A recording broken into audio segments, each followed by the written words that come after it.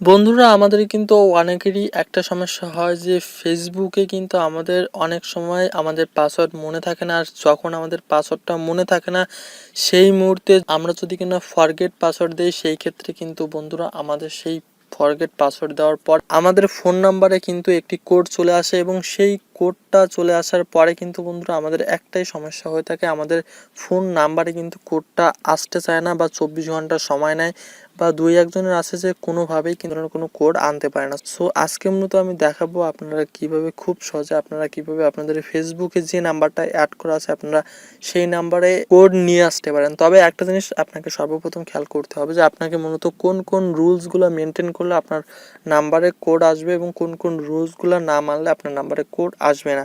এই দুইটা জিনিস মূলত আজকে আমি বলবো এবং আপনাদেরকে ডিটেলসে দেখাবো। সো প্রথম সমস্যাটি হচ্ছে বন্ধুরা, আপনাদের ফোন নাম্বারে কোডটি ঢোকে না। এটার মেন কারণ কি? এটার মেন কারণ আপনাদের বেশিরভাগ সময় কিন্তু এই একটা নাম্বার দিয়ে কিন্তু দুইটা ফেসবুক আইডি খুলে থাকেন। সেই ক্ষেত্রে আপনাদের কি হয়? সেই ক্ষেত্রে আপনাদের কিন্তু দুইটা ফেসবুক আইডি থেকে কিন্তু একটা আইডি থেকে কিন্তু আপনাদের নাম্বারটা কিন্তু সরে যায় বা রিমুভ হয়ে যায়। ফেসবুক থেকে কিন্তু হামনি থেকে কিন্তু তারা রিমুভ করে দেয়, ফলে আপনার মেন যে আইডিটা দরকার সেই আইডিতে কিন্তু কোডটা ঢোকে না বা দুইটা আইডিতে নাম্বার অ্যাড করা থাকলে কিন্তু কোডটা ঢুকতে চায় না। আরেকটা মেন সমস্যা, সার্ভারের সমস্যা থাকলে দুই এক সময় কিন্তু কোড ঢুকতে চায় না। আপনাদের মেন একটি সমস্যা কি, আপনাদের অনেকেরই ফেসবুক আইডিতে ইমেল অ্যাড করা থাকে না।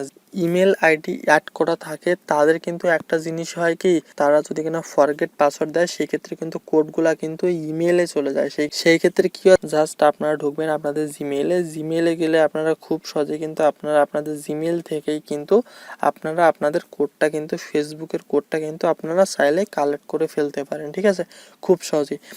তবে আপনাদেরকে সবসময় মনে রাখতে হবে যে আপনাদের মাস্ট কোডটি দরকার যখন, তার আগে আপনাদের যদি এই সমস্যাটি নাও হয়ে থাকে তবে একটা জিনিস আমি আপনাদের কাছে রিকোয়েস্ট করব, একটা নাম্বার একটাই ফেসবুকে অ্যাড করবেন এবং জাস্ট একটা ইমেল অ্যাড করে রাখবেন। তাহলে আপনাদের ফেসবুক আইডিতে কোনো সমস্যা হলে ইমেলের মাধ্যমে আপনি ফেসবুকের সাথে কন্ট্যাক্ট করতে পারবেন খুব সহজে। কি হবে, আপনার ফেসবুক আইডিটি যদি কিনা কোনোদিন ডিজেবল হয়ে যায় সেই ক্ষেত্রে কিন্তু আপনাকে একটা জিনিস সবসময় মাথায় রাখতে হবে যে ফেসবুক আইডি ডিজেবল হলে কিন্তু ফেসবুক কিন্তু আপনার সাথে ইমেলে কন্ট্যাক্ট করে।